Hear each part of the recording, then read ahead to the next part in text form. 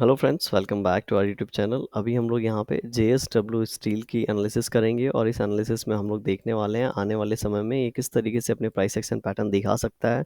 ठीक है, इसके इंपॉर्टेंट लेवल्स क्या होने वाले हैं।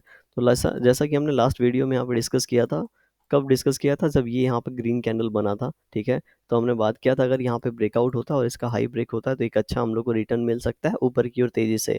लेकिन और हमारा एसएल क्या होना चाहिए, इसी ग्रीन कैंडल का लो होना चाहिए था। ठीक है, ये हमने डिस्कस किया था यहाँ पे। लेकिन अभी देखेंगे यहाँ पे थोड़ा-सा ये ऊपर जाने के बाद, चूँकि मार्केट यहाँ पे साइडवेज़ जा रहा है, तो इसीलिए ये भी यहाँ पे कहीं न कहीं साइडवेज़ दिखा रहा है, साइडवेज़ टू डाउन ट्रेंड में कन्वर्ट हो चुका है। ठीक है? तो अगर आपका एसएल यहाँ पे है, तो यहीं पे रखिएगा, उसको ट्रेल करके नीचे मत कर दीजिएगा, क्योंकि जो अगर जिस पॉइंट ऑफ व्यू से आपने एंट्री लिया है जिस शेयर में, उसी पॉइंट ऑफ व्यू का एसएल वहाँ पे होना चाहिए। ठीक है, उसको किसी के बोलने पे या फिर किसी के एनालिसिस पे चेंज आप मत करिएगा।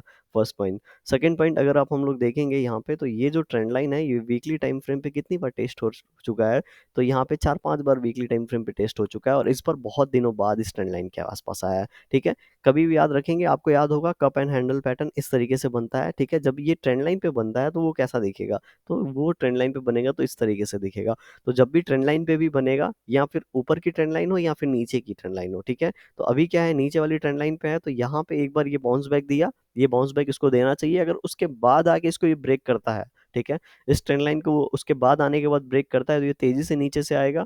और नीचे कितना आएगा, तो नीचे ये लगभग लगभग पहला जो इसको सपोर्ट मिलेगा, वो मिलेगा इन लेवल्स के आसपास, 700 के आसपास। ठीक है, पहला सपोर्ट इसको 700 के आसपास मिलेगा। और यहाँ से ये क्या करेगा, बाउंस बैक देने की कोशिश करेगा। यहाँ से ये क्या करेगा, बाउंस बैक देने की कोशिश करेगा और ये फुट से ऊपर जाने की कोशिश करेगा। हमें क्या करना है, ऐसे सिनारियो में क्या करना चाहिए, यहाँ पे ट्रेंड लाइन ड्रॉ करना चाहिए। और अगर ये ट्रेंड लाइन ब्रेकआउट होता है, तभी हम लोग को कोई भी पोजीशन बनना चाहिए, या फिर स्विंग ट्रेडिंग हो गया, या फिर क्वांटिटी ऐड करना चाहिए। ठीक है, ये हो गया फर्स्ट केस। सेकंड केस में क्या होगा कि इन लेवल्स के पास ना रुक के इन नीचे वाले लेवल्स के आसपास आएगा और ये लगभग लगभग 675 का लेवल है। अब ये इंपॉर्टेंट लेवल यहाँ पे इसलिए हो जाता है क्योंकि ये इन लेवल्स के पास पहली बार आ रहा होगा ऊपर से। ठीक है, यहाँ पे आया फर्स्ट टाइम, उसके बाद ये पहली बार यहाँ से ऊपर आ रहा होगा, तो यहाँ से ऊपर जाने की प्रोबेबिलिटी इसकी ज़्यादा होगी। ठीक है, जैसे ही इन जैसे ही ये 670 के लेवल को टच करके एक हैमर टाइप कैंडल या एक ग्रीन टाइप कैंडल बनाता है, उसका हाई ब्रेक होते ही पोजीशन लिया जा सकता है। इसका एसएल लगा के हम लोग क्या कर सकते हैं, यहाँ पे पोजीशन होल्ड कर सकते हैं। बहुत ही छोटा-सा एसएल होता है और हम लोग को, मैं देखूँगा 1 टू गो में ही यहाँ पे 1:3 आराम से हम लोग को इस कंडीशन में मिल जाता है। तो ऐसे कंडीशन में हम लोग को प्रॉफिट बुकिंग कर लेनी चाहिए, या फिर 1:2 प्रॉफिट बुक करके जो भी आपका बचता है उसे होल्ड करना चाहिए, राइट? तो यहाँ पे इस तरीके का सिनेरियो है। एक बार मंथली टाइम फ्रेम पे चलते हैं। मंथली टाइम फ्रेम पे देखेंगे कि बहुत ही अच्छा यहाँ पे बुलिश पैटर्न बना है। ठीक है, बुलिश पैटर्न बनने के बाद क्या है, इनसाइड कैंडल बना के इसने ब्रेक किया है। अभी देखते हैं इस मंथ में क्लोजिंग कहाँ मिलता है। अगर क्लोजिंग इसको फिर से 781 के अंदर ही मिल जाता है, तो ये जो ब्रेकआउट है, ये ब्रेकआउट फेल अभी तक नहीं हुआ है। अगर 781 के ऊपर या इसके आसपास ही हम लोग को क्लोजिंग मिलता है, तो हो सकता है यहाँ पे ये जो छोटा सा एक हम लोग को एक चैनल दिख रहा होगा, छोटा सा जो रेंज दिख रहा होगा, इसका ब्रेकआउट होगा तो ऊपर के जो भी हमने लेवल्स यहाँ पे डिस्कस किए हैं, कितना लेवल डिस्कस किया है, तो यहाँ पे 600 से लेके 7 670 का यहाँ पे रेंज है। तो यहाँ पे 170 यहाँ से ऊपर निकलेंगे तो 870, ठीक है, 870 प्लस 8 940 का हम लोग को टारगेट यहाँ पे देखने को मिल रहा है। तो आराम से ये 900 का तो टारगेट यहाँ पे हिट करके चला जाएगा। क्यों 900 का टारगेट, क्योंकि ये यहाँ पे जो छोटा सा रेंज बना है, इसका 1:1 प्लॉट करेंगे तो 900 के आसपास जाएगा। तो ये टारगेट हम लोग को आराम से ये दिखा के फिर से हो सकता है इस ट्रेंड लाइन पे सपोर्ट ले एंड फिर से ये अपनी जर्नी तय करे। तो इस तरीके का मोमेंटम हो सकता है। अब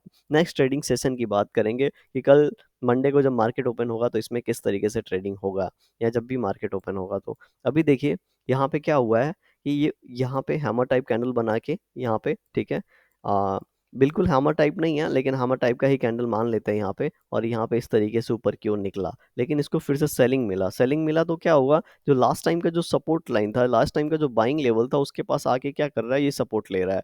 अब यहाँ पे ये जो ट्रेंड है ये चेंज हो गया था, लेकिन फिर से यहाँ पे एक बार ट्रेंड चेंज हुआ और ये फिर से, लेकिन इस ट्रेंड को इसने क्या किया, रिस्पेक्ट नहीं किया और नीचे आ गया।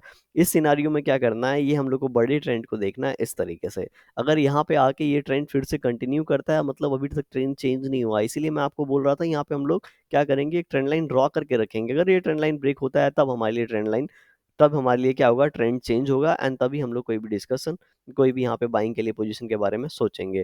First case. सेकंड केस, अगर कल का मार्केट देखेंगे, ठीक है, कल के लिए अगर हम लोग सोचेंगे मंडे के लिए, तो अगर यहाँ पे 769 के आसपास ओपनिंग होती है तो यहाँ पे क्या हो सकता है, देखिए यहाँ पे ये जो कैंडल की क्लोजिंग हुई है वो बीच में हुई है, फिर भी यहाँ पे बियरिशनेस क्लोजिंग के साथ ही क्लोजिंग हम लोग को मिला है, राइट। तो जब तक इस कैंडल का हाई या लो कुछ ब्रेक ना हो जाए तब तक हम लोग को इसके बीच में कोई डिस्कशन, कोई भी यहाँ पे डिसीजन नहीं लेना चाहिए। इसका हाई ब्रेक होने दें या फिर इसका लो ब्रेक होने दें, तो हम लोग क्या कर सकते हैं, एक वन वे में सोच सकते हैं कि अगर इसका हाई ब्रेक होता है, ठीक है, तो यहाँ पे क्या हुआ, बायर्स ने ट्राई किया, फिर सेलर्स आके सेलर्स ट्राई किए, उसके बाद सेलर्स यहाँ पे डिफीट हो रहे हैं बायर्स के थ्रू। क्यों? क्योंकि बायर्स ने लास्ट टाइम जहाँ से माल उठाया था वहीं से फिर से उठा रहे हैं और ये उसको ऊपर की ओर लेके जा रहे हैं। तो उस कंडीशन में क्या होगा, इस ट्रेंड लाइन के आसपास यहाँ पे थोड़ा सा रेजिस्टेंस मिलेगा, हो सकता है फिर 800 के लेवल को ये ब्रेक करके ऊपर वाले लेवल्स के आसपास पहुंचे, क्योंकि इसका जो लास्ट टाइम का ब्रेकआउट था वो काफी अच्छा था। उसके बाद इसने अपने आप को बहुत टाइम तक इस लेवल के अंदर होल्ड करके रखा है, इस चैनल पैटर्न में बहुत टाइम से होल्ड करके रखा है, मतलब बायर्स यहाँ पे स्ट्रांग है, राइट। तो अगर यहाँ पे थोड़ा सा बायर्स को सपोर्ट मिलता है तो ये ऊपर वाले लेवल्स को निकाल सकते हैं और ऊपर का टारगेट हम लोग को दिखा सकते हैं।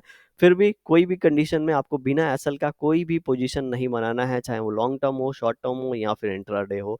अगर यहाँ पे कोई भी डिसीजन लेते हैं तो उसकी पहले अपनी एनालिसिस ज़रूर कर लें। वीडियो पसंद आई हुई तो लाइक कर सकते हैं, चैनल पे नए होंगे सब्सक्राइब कर सकते हैं। Thank you for watching this video.